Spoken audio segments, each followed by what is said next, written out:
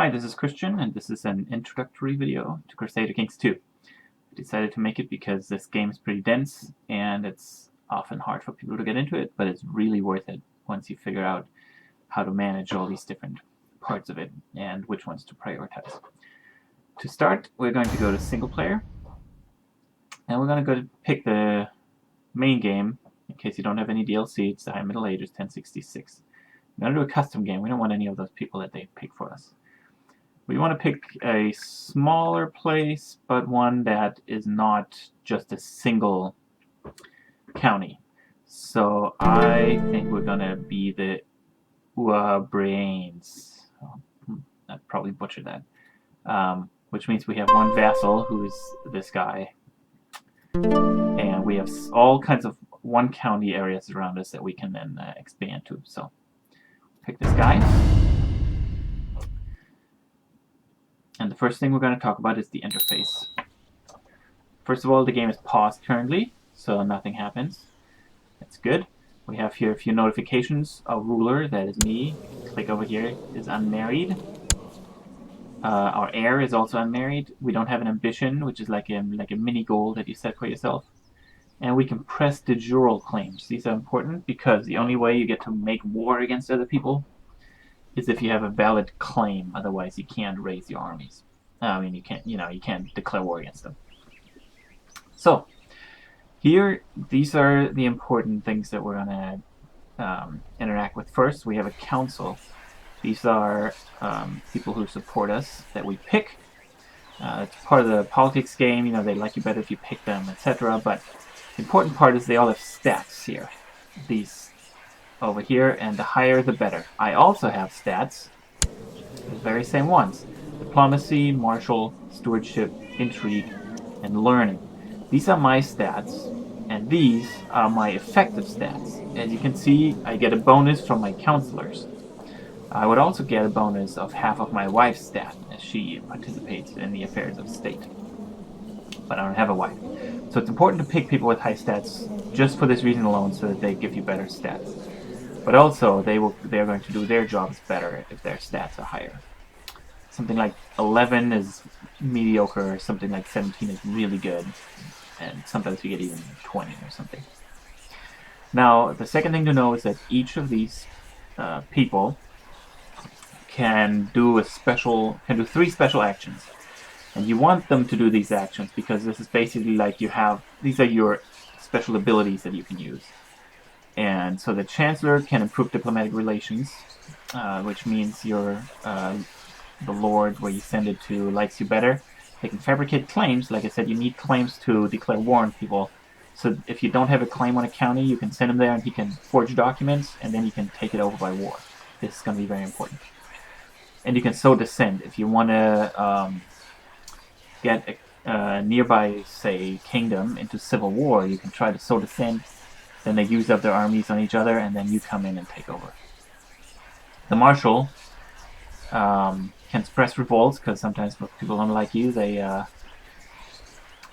gonna basically revolt, and you have a little civil war in your own hands. They can train troops, so you get more levies, and they reinforce faster, and you can research military tech. We're gonna get to tech in a second. The steward's very important. Collect taxes raises how much money you get from a certain county. I have my little side window open here. It might look like this when you start the game, so you have to open it up, and then in the categories you can figure out what it's supposed to show you. And I like it to show my domains, where I get money from, what the fortification level is, and how many soldiers I can raise from there. So as my realm grows, I will have all my counties listed here, and I can see which ones are giving me how much money. So he can collect taxes from one of them. We're going to do that. So right now we get 12.4. We're going to send our steward here to collect taxes. Now we get 15.8. So this alone has raised our money, and we didn't have to do anything. We just had to send him. He can also oversee construction if you construct buildings. This is going to make it faster. And he can research economy tech. Again, we'll get to tech in a second. The spy master can scheme. There's going to be an intrigue window we're going to get to. So you can uncover other people's plots against you or against people of your factions. And you can also encourage and discourage the joining of factions, which is like larger scale plots. You can build a sky network, which increases your plot power of any specific plot you're trying to make happen, and it can uncover corruption, so you can blackmail people and so on. Or you can study technology again. And your chaplain can proselytize, so spread your religion if you're, for example, if you're fighting the Vikings and you want to, once you convert them to Christianity, they can no longer raid you. They can only raid people of other religions. So you can, that's one important thing. Also, of course, we've got the Muslims in Spain and Northern Africa, and you can play as the Muslims and try to spread Islam, or you can play as a Christian and try to beat them back. Either way, you can research cultural tech and improve religious relations. It's always good to have a good relationship with your liege. So we don't actually have a liege. Here, there would be a little window here showing another person if somebody was in charge of us. But there's nobody because we are our own master, and Ireland is far from united. So, second window, laws. Now this shows if you have more levels, like if we had a liege, the laws of the liege will be next here, and you could pick that too, but this shows our kingdom. It's a petty kingdom, it's tiny. This shows our heir, and other people who have claim to our lands. So they could, at some point, press this claim and try to win our lands from us. So we have to keep an eye on these people, maybe keep them happy. This guy doesn't like us, minus 34 opinion of us. And this guy likes us, so he's probably not a problem. Our nephew, but our half-brother doesn't. He might become a problem. Shows our gender laws. We're agnatic, cognatic, gavelkind, and you hover over that, sees how basically it's inherited. Son inherits unless you have no sons. And it means also if you have multiple sons with this kind, your titles get spread out among them, which is not that good. And down here you've got levies and taxation for the different kinds of holdings you can have in each county. For example, cities, how many soldiers do they have to give you when you call them to arms? And taxation, how much of their money do they give you? These are holdings we don't control directly. The only one we control directly is our county capital here, that's a castle. So let's look at that for a second. No, let's keep going with these things. So technology, you will not have to look at this very much at all. You can pretty much skip it for most of your game. This tells you, things improve. Like your light infantry is a level 3, which gives them attack bonuses and defense bonuses. And, over time they could get better and better. And you will gain cultural, economy, and military advance points. Here, you get these per month from your learning and your diplomacy. You get these from your learning and your stewardship, and you get these from your learning and your martial. You also get can have buildings that resource things, and of course, like I said, you can use your counselors to help improve tech, or even steal tech from more advanced places. Most of the time, though, you won't be. This takes forever to get anywhere near the next point. But once you get close enough, this will light up, and you can use it, and you can use your points to get one of these advances, kind of to push it forward to the next step. Here you can see how it's developing. It takes years and years. Don't worry about it most of the time. Military is important. You got retinues, which we don't have any. Those are standing armies, and most of the time you probably won't have any. They cost money and upkeep and so on. Most of what you're going to do is going to be levies. Levies are your farmers and your craftsmen and so on that you just say, hey, we're at war. You're going to have to put down your plows and everything, pick up arms, and fight. So you can't declare war when you've got your levies already raised. That's the thing. You can only declare war when you don't have them raised, and then you raise them for the purpose of fighting that particular war. So you have your own from your domains that you directly control, the Bunna rate. This is how many are raised, 0 right now, how many you have unraised, and how many total. So the total doesn't change when you raise them or when you lose armies, because this is basically the max capability of your holding. But these two will change, and they can be lower than the total. When you lose people, they will have to be replaced generationally. So you use up your armies, your levies. You have no more young men of fighting age in your domain. You're going to have to wait years and years for that to replenish. So you're going to want to be careful about when to make war and how much you lose. Also, they're going to have a monthly cost. So we have an income here. You see your wealth, prestige, piety, your domain size, your vassal limit, your realm size, and your score up here. And when you look at your wealth monthly balance, we get 2 wealth added every month. But if we had raised our levies, it might cost us 3 or 4 every month. So we'd actually be losing money, so we can't pay for them anymore. That would be bad. So don't make war when you're broke. And only raise the levies that you need.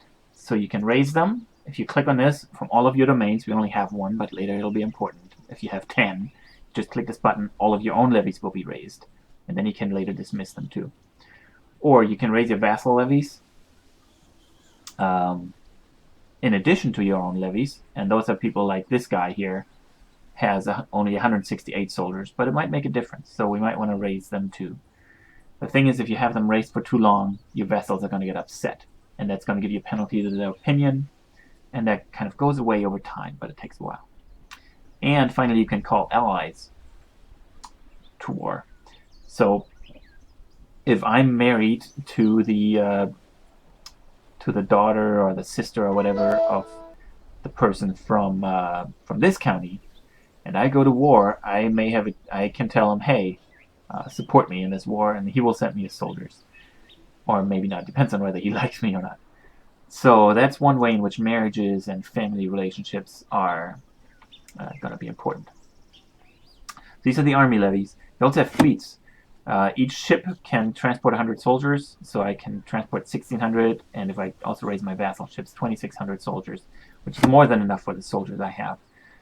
And that's when you need to go over water. So you don't need ships where these dotted lines are. So I could, run my troops around here and just cross over with, little ships and whatever we can find on the shore.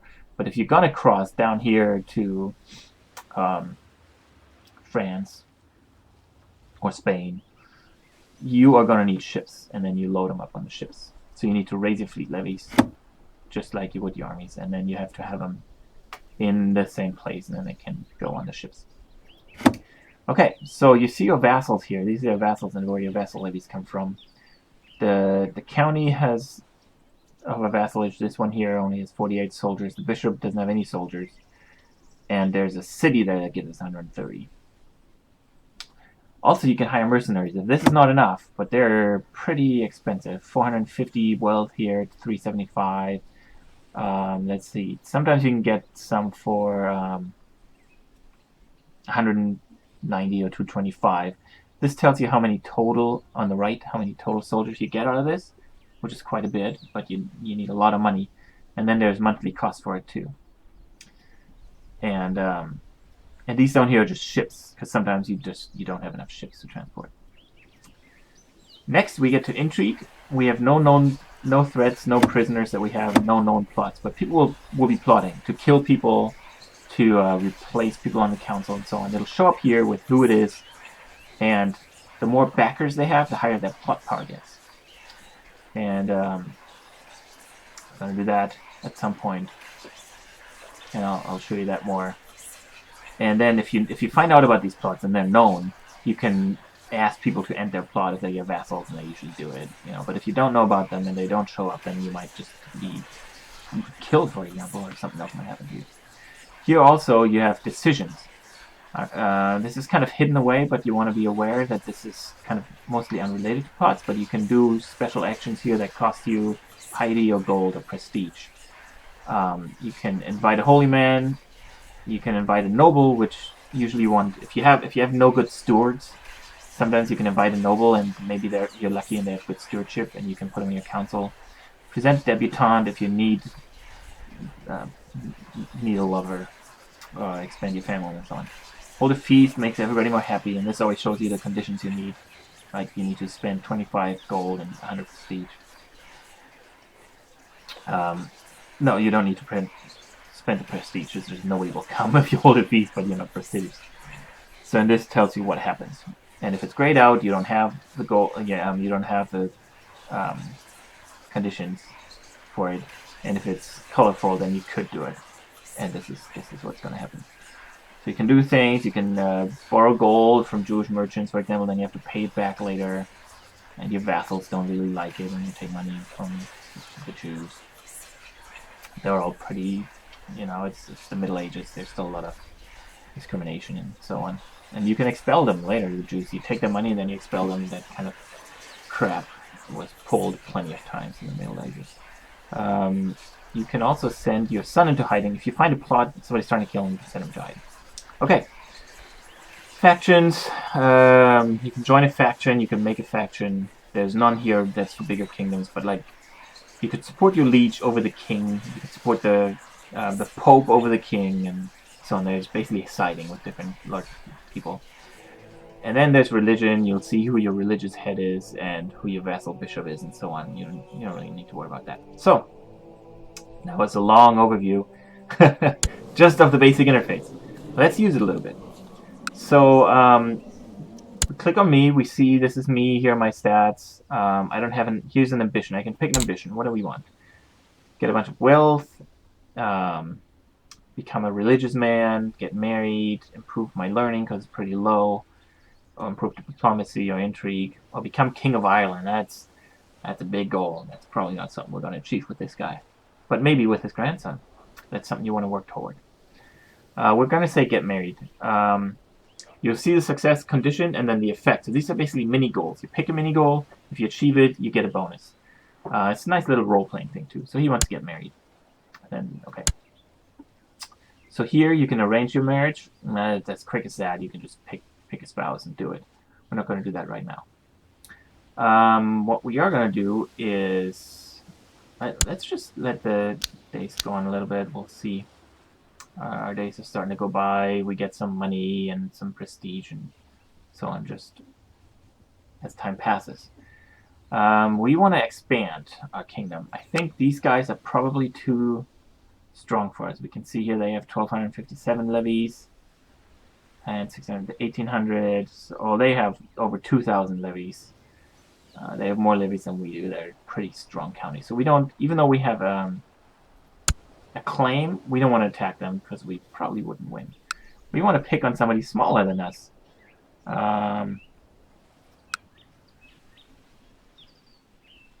These people are all pretty. That's 700. 700. Wow. Well, they may not get all their vassal levies. Ships are going by. People are carrying.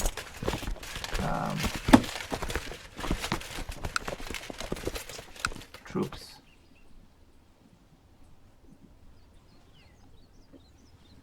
I'm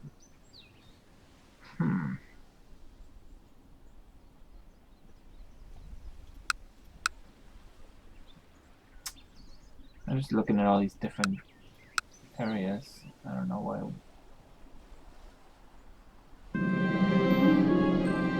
Oh, my half-brother is concerned he's not married, so... I'll try to find him somebody.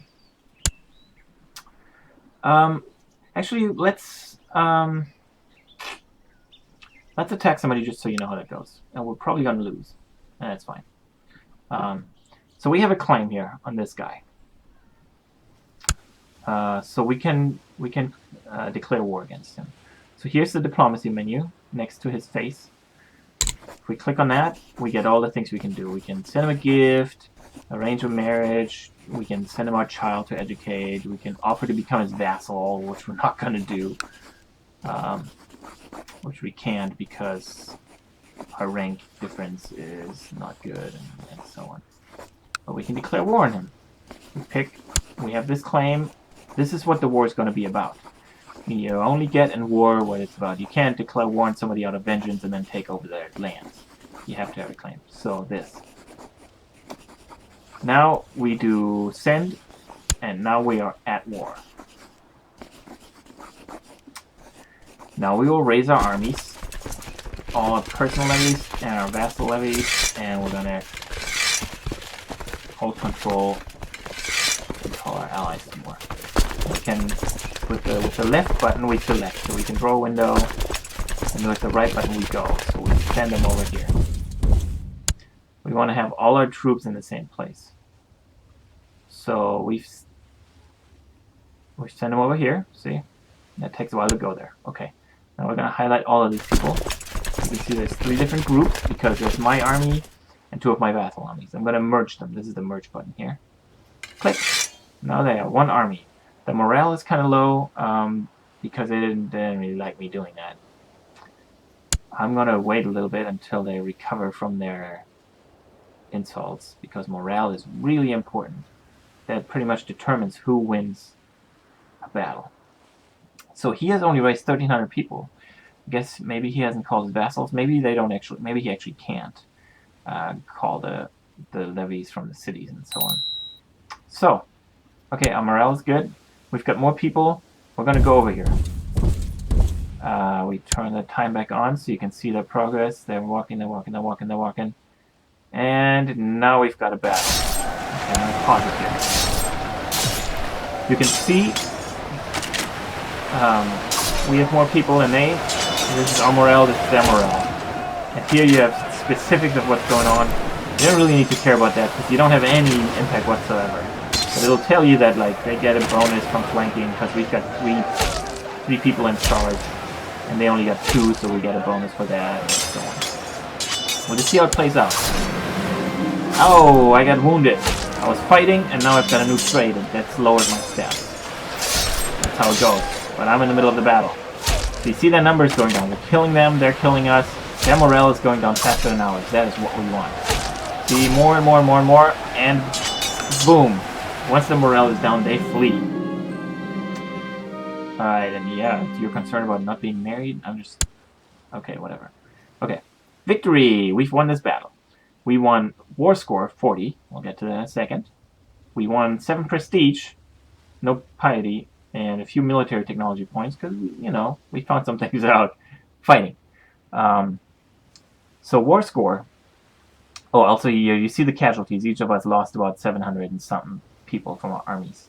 Here's our war score down here. There's the guy we're at war with, and this, the number below, shows us the percentage of who's winning. If it's red, we're losing. If it's green, we're winning. So we have made 40% progress towards winning this war. Oh, my wound has healed, but I'm not scarred. Hold on a second, I didn't pause. Okay, so 40%, that's pretty good. So we're almost halfway there to winning. Now, the rest of his troops have fled to a neighboring county, and we are here besieging his castle. As you can see, he has a castle, a bishopric, and a city, and in that order, we're going to besiege them. Here's the siege laid out. We have 972 attackers and 884 defenders. Those are the garrison that you can see down here when you look at your... you can look at your own domain, see that too. We need more soldiers than he has to prevail in a siege. If we had fewer soldiers, their morale would not go down. Because we have a few more soldiers, their morale goes down slowly. This is also determined by their fortification level and their tech level and so on. And our tech level also, like if we had better siege tech, it would go faster. So we're going to let this play out. You're going to see this morale goes down and down. I don't know if he's going to come back. He can't besiege. So he's trying to besiege our county, but you see this red mark here? This means he can't do it because he has fewer people than we have garrison here. As you can see, he's got 596 people, but our defender is 2,000. Garrison of 2,000 in this rather big capital. And our others has just 1,000. So actually this castle is bigger. Interesting. Anyway, we're fighting, we're besieging, we're wearing them down. Now we could try to storm the castle. That's a bad idea. Usually we lose a lot of people doing that, but if we're pressed for time, we can click this button and storm. They also, on their, if they're a player, they would have the option to do a sortie and kind of ride out and meet us face, frontally in battle. And that also can be a good or bad idea. So sometimes it's worth the risk to do these little things. But most of the time, you just wait. And you're doing your siege. And we're going to speed up time a little more. And sieging. Minus 2% every 12 days. We're getting pretty close. And he's still hanging out here. You see these little siege engine animations. My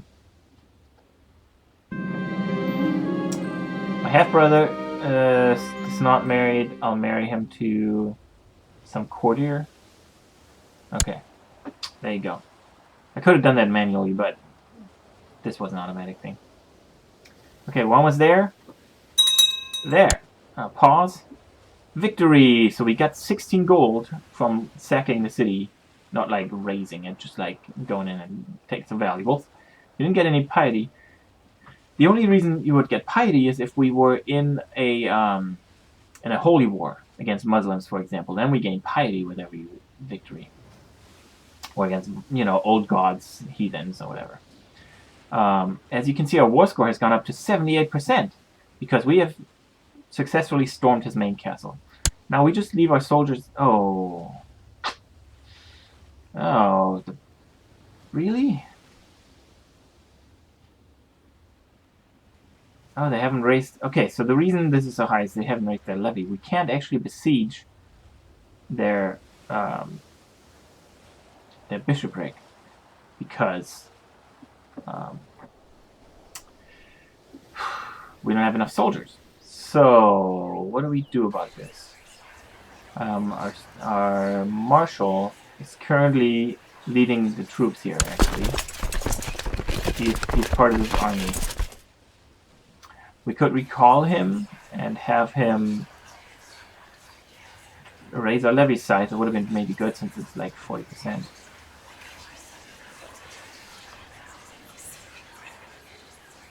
Click to recall. Okay, so we'll call him back from the battle.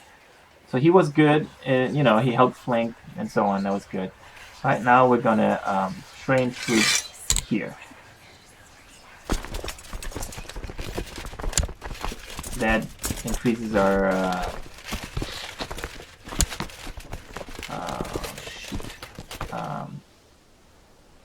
we can't really use them right now.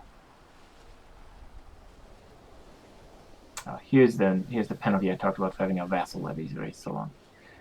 So okay, so we have a problem. We don't have enough people to besiege this castle. We will never have enough people to besiege this bishopric here. So we can't raise our war score that way. Let's see if we can fight more soldiers and win that way.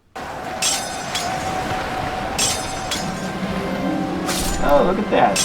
I have gained tough soldier, skilled tactician from being in a heat of battle. That's nice. So there's a risk. I got hurt, but I'm also learning. There, I've killed all his soldiers. I don't actually need to beat the bishopric because they're separate holding. My war score went up. Oh, our military technology went up. Nice. Okay. As you can see, it's now at 100%. So we have won this war. We've destroyed all his soldiers and we've besieged the castle successfully.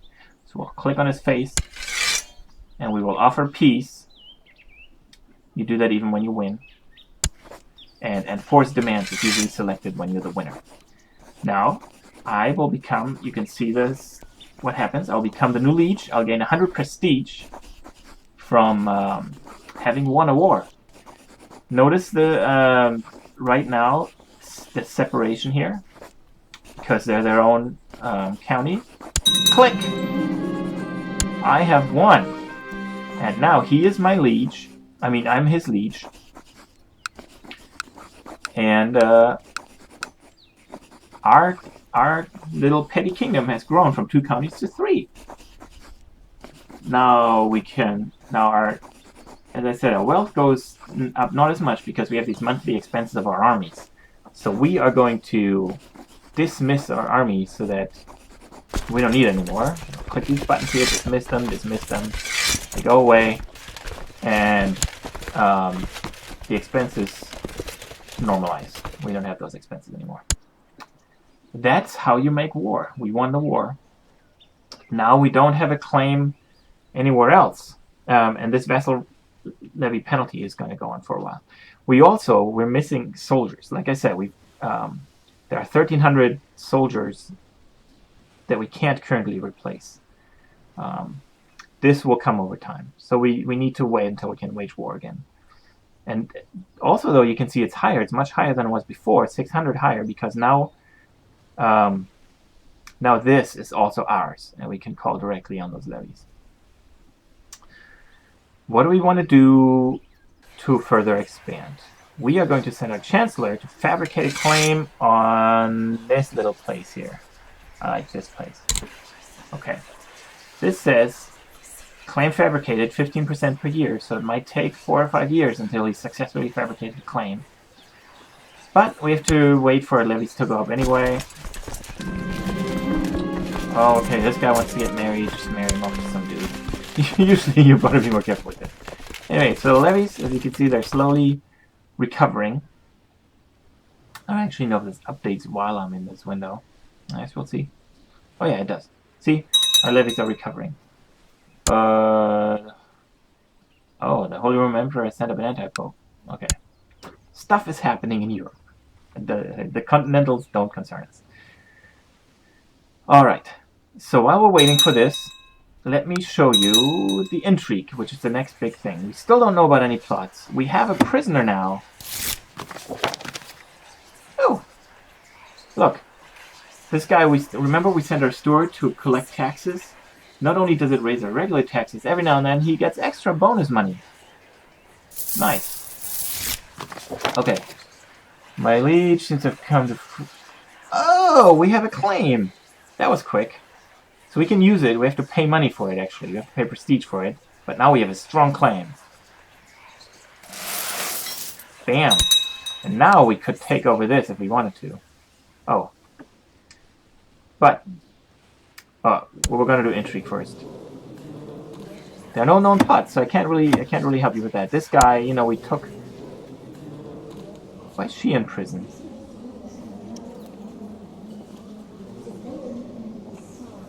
I don't know. War or something. Alright. When somebody's in prison, we can execute him.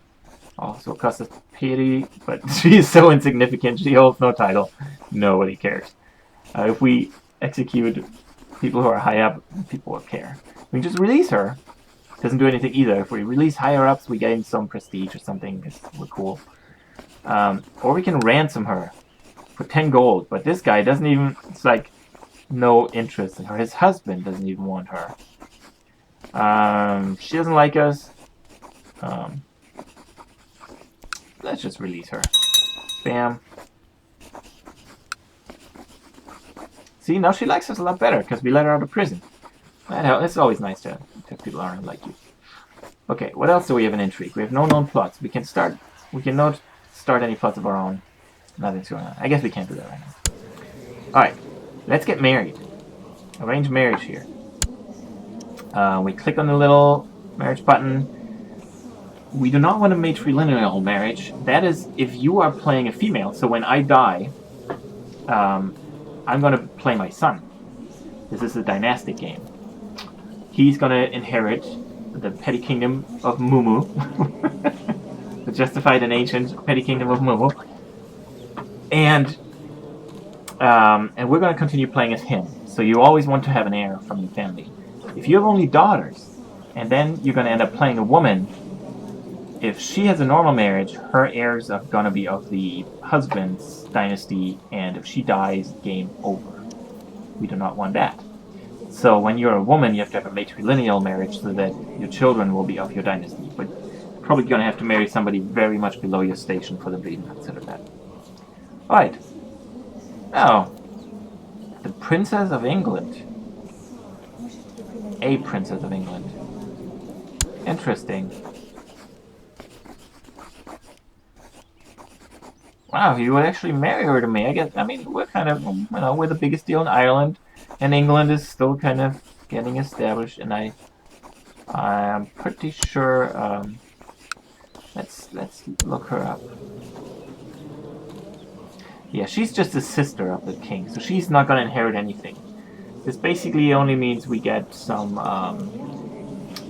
possibly an alliance out of it. If we ever get attacked, and we need to call in the troops of England, he may be okay.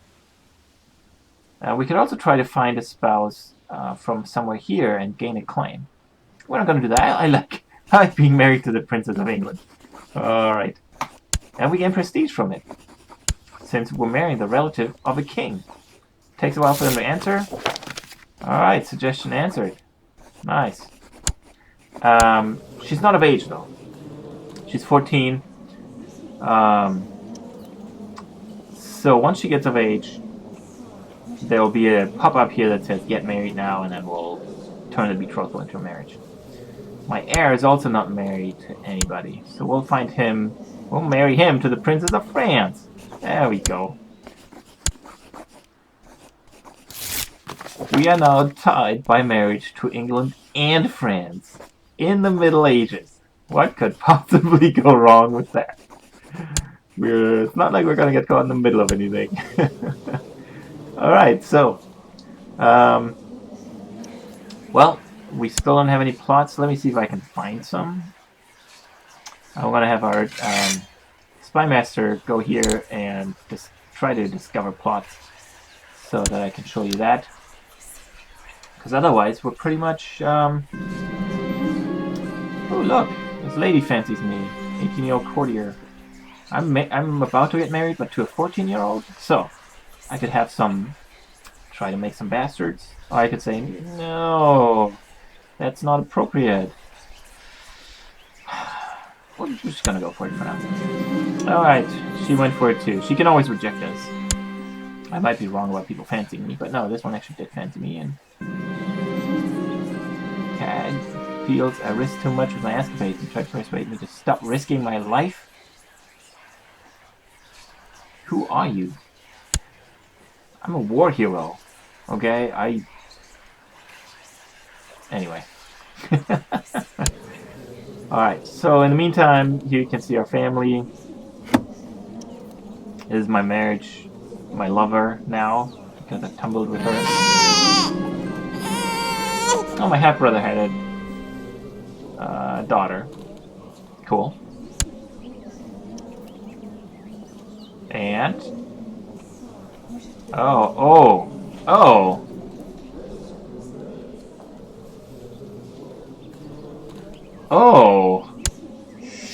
Whoa. Okay. I didn't see this. So the lady who fancies me is actually my half-brother's wife. I might have wanted to check on that before. I'm having an affair with my half-brother's wife, cuckolding my half-brother, and I just literally, because I just gave her a child, and that could have been bad for me and led to war and or assassinations and all kinds of stuff. So, oops is right. My bad. Didn't know that. My nephew also has a kid. Okay, cool. I'm happy with my life. Yeah, I'm doing really great. Having babies.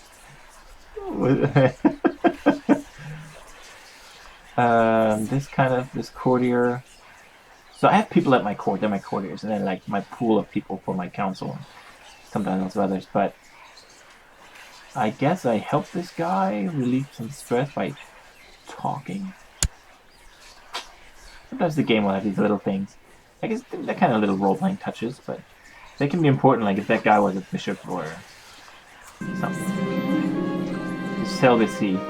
Oh, do I want to be a hedonist or do I want to be celibate? I think we've established that this guy is a hedonist and doesn't really care. Well, there's no plots yet. Maybe I'll just come back. You can see the seasons here, the snow spreading out. Oh, here's something. We are betrothed. Princess Emma of France is now 16, so we can finally marry. So, that's my son and his princess. Yeah. So then, now we go through with the betrothal that we arranged earlier. And we can either get gold from France or get prestige. 100 prestige is a lot. 16 gold is also quite a bit since we get like 2 a month. But no, I'm better than that. Alright, now my daughter-in-law is the Princess of France.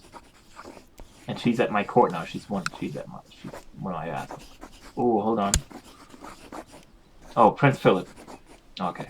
I just saw war popping out, but Prince Philip is at war with several factions. I myself am not at war with anybody.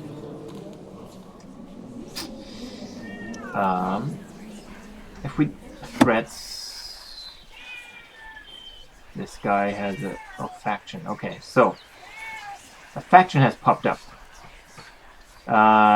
This guy, Earl Murdoch of Dismonheim, yeah. Guess who? The guy who we forced to join our petty kingdom. He has started a faction. This faction wants my half-brother on my throne. Right now, anybody joins in, they're basically saying, we'll follow your lead, and if you declare war over this, our men will automatically be on your, on your side. Right now, they have 952 people, which is 66% of our stuff. So, ooh, I know. So, there's no direct plots, but there's other ways to make plots. So this guy is a threat. We don't like him. Remember diplomacy? Above here, direct plots. Have him killed. So the highest plot power we can have is 75% because the people that will join our side, there's not that many, but we'll do it. Okay, so now we have a plot here. This is us. This is the this is the target. These are the people who are going to join me, and this is the plot power. The higher the power, more likely it'll succeed.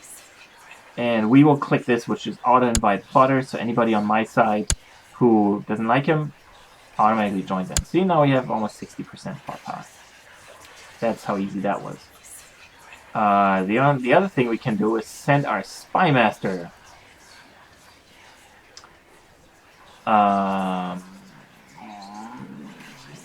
Plot. See, this says plot power increase. So we're going to send our spy master. I think we need to send him down here. Yeah. See? Our plot power increased by 5.5%. That's cool. Oh, my chancellor died. Alright, stop. Now we can see here another notification. We have an open council position. Need a chancellor. They are sorted automatically by their stats that's affecting this position. So the person with the highest diplomacy skill is the Earl of Urumhain, which is this other county. Yeah, sure. And then he'll like us more. That's cool. You're good. You're good at what you do. We already have a claim on this. How are our armies looking? Our armies are recovered. So, our plot still 64%. That's not very good, maybe not enough. I've life that has never been assured for the troops. Okay, so remember I set my marshal to reinforce my levies. So now my levy reinforcement rate gets 50%. Okay. Usually we would wait until this will make one of those little story things pop up where you can say, yeah, try to kill him, and then it might succeed or it might be found out and so on. And that's how your plots come to fruition. Sometimes you will get a new option in these decisions. It will say like hire an assassin to kill him, but then you have to pay gold for it. And sometimes it won't come to fruition because there's just not enough people on our side. Now, these people, you can see they're not willing to join the plot. And with a lot of these decisions, with diplomacy and everything else, you will see why. There's a reasoning. 2 minus points for moral qualms. They like the Earl. They also like us, so that offsets. And there's a base reluctance you have to overcome. So we would need 2 or 3 more pluses. Basically, we would need to get our opinion, her opinion of us, high enough to overcome these other reasons. Most of these people, probably not going to happen. Like this guy, for example, though, he is amoral, so he's happy to join the plot. You know, that's one of those things with traits of the characters that keep playing. So we're only 1 minus away. So if we can make this guy like us more, that's better. Let's try that. Okay. The mayor of Quag... Okay. We will send him a gift. Ooh. That is an expensive gift. But hey, it's a learning game. We'll try. Send him a gift. Woo! Opinion of us. Went up. Now we invite him. No, opinion isn't high enough. Didn't work. Maybe we can arrange a betrothal between him and a courtier I have. No, he doesn't like that because, wow, they're lowborn. Oh. Oh, he's lowborn. Oh, and she would lose a lot of... Oh, okay, never mind. So, anyway, we tried to bribe him. It didn't work. We lost a bunch of money. That's how it goes. But sometimes it works. That's how you play the Game of Thrones here. So, we can see a little longer if this actually is going to go anywhere.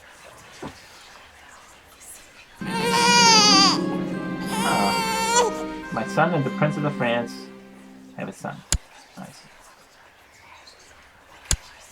Alright, I think at this point, oh, I can finally marry the Princess of England. And I fulfilled my ambition. That's good. Now I can pick a new ambition. Let's make war again, just for fun. That's the last thing we're going to do, and then I'm going to end this video. So, we've got a claim. Remember, we fabricated it. Claim it. Bam, now we're at war. Here, with a score of 0%. Raise our military. Raise our vassals. Everybody get together in one army. Oh, and he's got... I think he's got allies. Let's see. So our allies will come.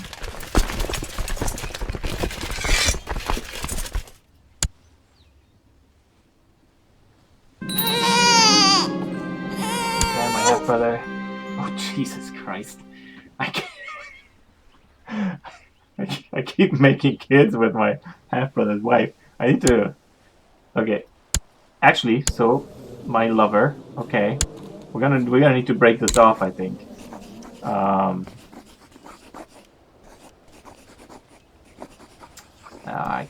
Looks like I can't. Well, I guess this will keep going on. So it all comes crashing down. Okay, let's. Now, if we attack, we're gonna be at a disadvantage because usually defenders get a bonus. So this will be a very close battle. I'm here. Gotta.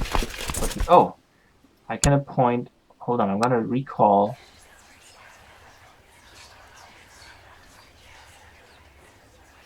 I'm gonna recall my marshal. I want to appoint him.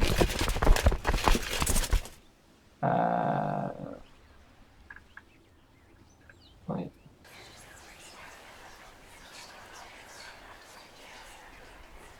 Mayor Feldboer of something or another. Okay, yes, maybe he's to come home first.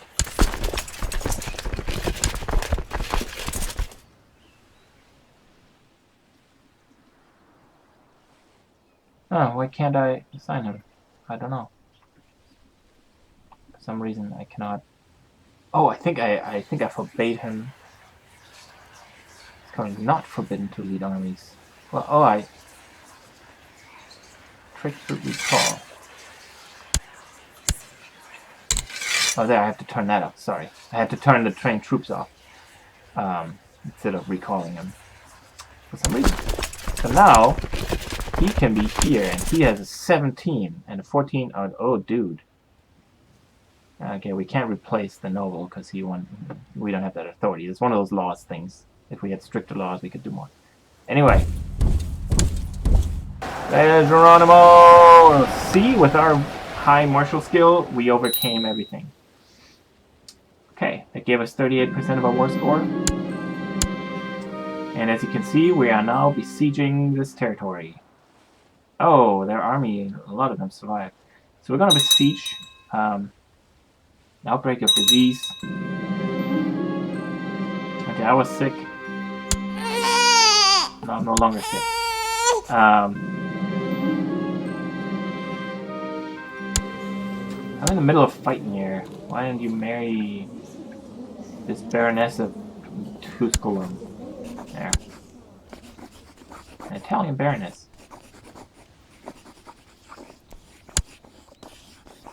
There.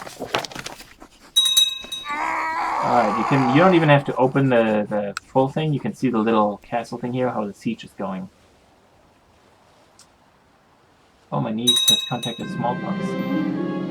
Oh, my wife is pregnant. Yay. Okay, so we won this siege. That's good. Our war score is up to 100%. We don't even need to fight these troops. So, offer peace. Enforce demands. And our kingdom has expanded. And that's how we do this. See, now we've got a good third of Ireland under our control. We're just going to keep marching forward like this. And eventually, maybe not him because he's 46, but we're going to fabricate claims, take them over, make alliances. Our plot power is 124%. Yeah, let's see what happens.